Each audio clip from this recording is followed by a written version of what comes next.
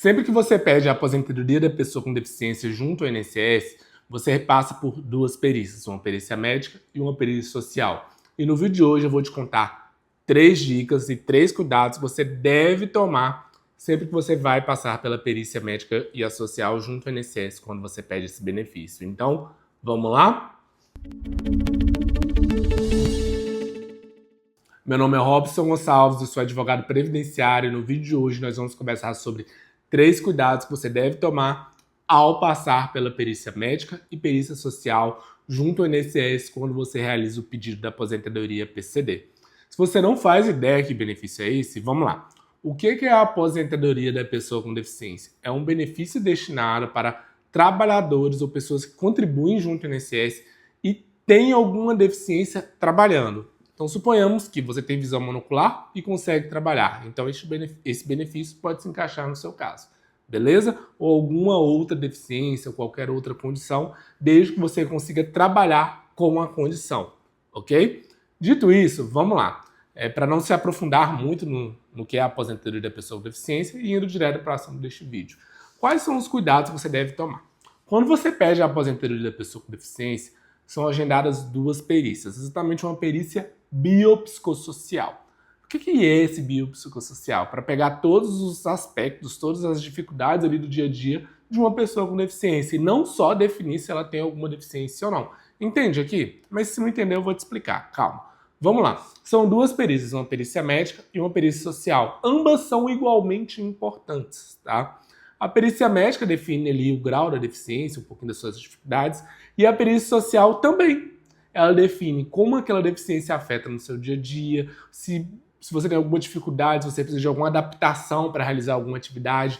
Então, entende? Ambas perícias são importantes. Dito isso, quais são os cuidados que você deve tomar ao passar pela perícia? Primeiro cuidado.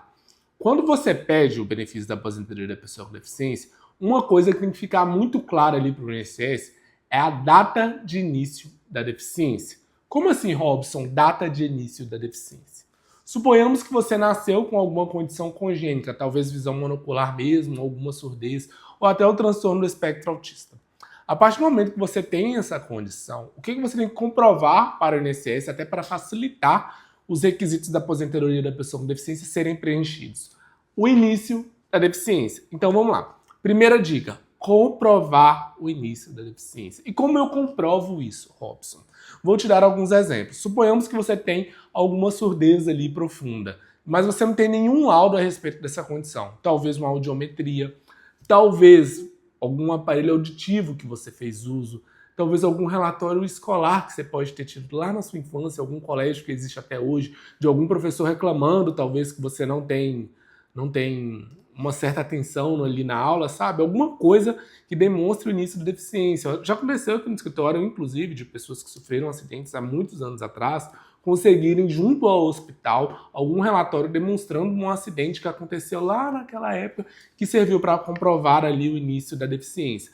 Então, vamos lá. Sempre que pensamos em início da deficiência, o documento mais antigo que você tiver, melhor. Robson, mas e se isso foi em 1980, 1970, o que eu faço? Tem um caso aqui do escritório que nós usamos um relatório de compra, que ele comprava na mesma ótica, um olho ali que é um olho artificial, sabe? Que era uma pessoa com visão monocular, que perdeu o olho mesmo. Nós usamos esse relatório para conseguir, ou seja, um extratozinho de compra. Era na mesma ótica, a ótica existia até hoje, nós conseguimos pegar o histórico desde lá de trás. Mas nem sempre isso vai ser possível. Talvez você tenha apenas um indício de prova material. Talvez você tenha um indício do ano de 2000, por exemplo, que demonstra que você tem ali uma deficiência. Mas a deficiência nasceu, sei lá, você tinha 1980, 1970. Então, aqui vai uma dica. Sempre que você pede ali o benefício, o perito ele te dá a oportunidade de contar a sua história. Conte, fala assim, não, olha, eu sempre escutei muito pouco, suponhamos que seja um caso de surdez, sempre escutei muito pouco, mas o primeiro laudo que eu tenho é esse. Eu fui uma criança que não escutava direito, não tinha uma noção ali muito clara das coisas, peguei várias provas finais, por exemplo, porque eu não escutava exatamente, aí só fui descobrir depois quando eu fui arrumar um emprego, passei pela geometria e vi que eu era surdo. Então, entendeu aqui? Conte a sua história, mas se atente ao início da deficiência, sempre apresentando documentos. E quanto mais documentos, melhor. Robson, descobri a deficiência hoje. tem o transtorno do espectro autista. Calma. Tem como retroagir esse início lá para trás, por mais que você pegou um laudo recente. Então, calma. Se você tem dúvidas sobre documentos que podem servir ali, procure um advogado especializado de direito previdenciário para te orientar, ok? Vamos lá. Segunda dica. Qual o segundo cuidado que você deve tomar ali ao pedir o benefício e ao realizar as perícias médicas e perícias sociais? Eu sempre oriento aqui aos clientes. Tem clientes que têm a deficiência e trabalham normalmente. Eu tenho um caso aqui de um cliente que tem uma amputação de um membro ali e é uma amputação apenas de um osso, sabe? Mas se você olhar, assim, é uma pessoa normal. E essa é uma pessoa claramente PCD por conta da sua condição, né? O que eu oriento, assim? Eu sempre perguntei, não, mas você tem uma vida normal? Não, normal, faço as minhas coisinhas do dia a dia, mas eu pergunto assim, o que você não faz hoje que você fazia antes de sofrer a amputação? Aí ela me listou um montão de coisa. Falou assim, não consigo lavar vasilha, não consigo dar banho nos meus cachorros, não consigo carregar uma simples compra no supermercado que dói muito, às vezes preciso de uma ajuda, às vezes tem que usar outro braço. Então, entende?